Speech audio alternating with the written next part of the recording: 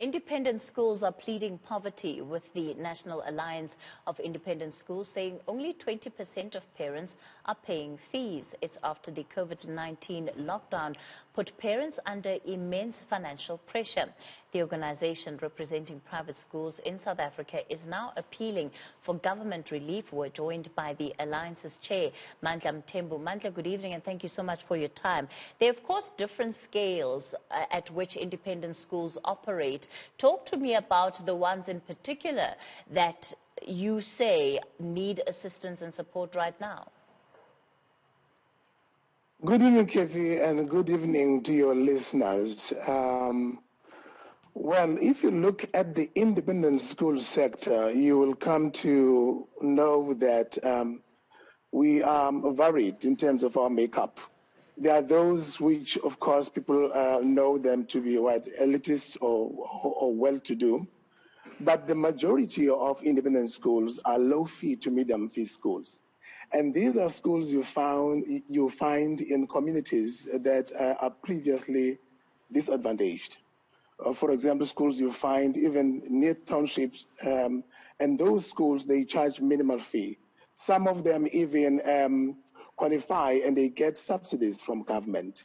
So these are the schools which are struggling at most, and we want to think that if government were to come with a relief fund and assist those schools so they don't close, that would be very helpful for them to continue doing the job that they do, which is teaching our children and preparing them for a future. What kind of funding do you have in mind? Well, we have seen government move quite quickly to providing funding for the taxi industry, for example.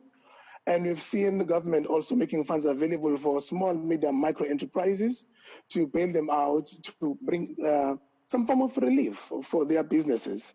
And we believe that if independent schools were allowed to close down, government itself will be left with a burden of picking up all the learners that will no longer have a school. And we know that government right now does not have space and cannot be able to accommodate many of those learners. We know every year there are learners in different provinces who are left without schooling because schools are full. So we're saying instead of allowing independent schools that are battling right now to close, government can provide funds for them to survive.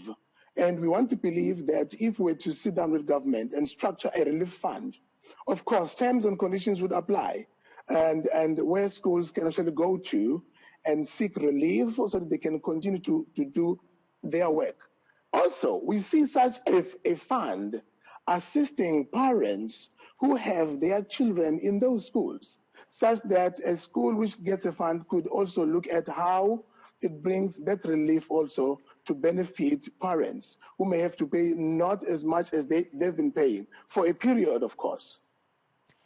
Would this apply to all the independent schools, or would it be those that are perhaps in your lower quintile areas? Lower quintile areas, indeed. But also at the same time, I want to believe that the terms and conditions would have to put in place specific criteria that would assist anyone who feels they are battling to apply, which may involve a number of checks and balances, which we would look into. So yes, indeed, low quintile schools would be the first priority to make sure that they survive and they can continue to teach our children. I would think that one of the questions that government would be asking itself is what would be in it for the state to do this, in fact, to bail out, as it were, the independent schools?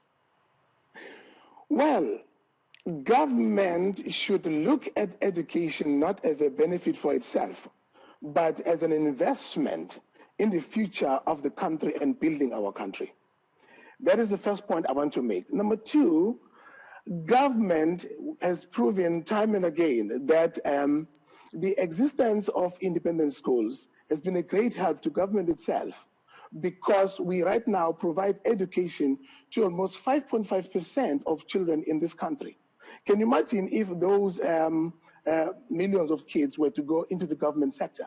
Government would have to have even a bigger budget than they have right now. But right now, we as independent schools are actually providing a sort of help to government, but at the same time also providing, I would say, quality education that many parents feel that their children can actually benefit from to build their future. Right. I must add to that point, actually, Kathy. Kathy, the point that I think we all should also look into is to how can government also improve the quality of education in the public school system so that parents do not have to choose like this. Thank you. All right. Mandla Mthembu is with the National Alliance of Independent Schools.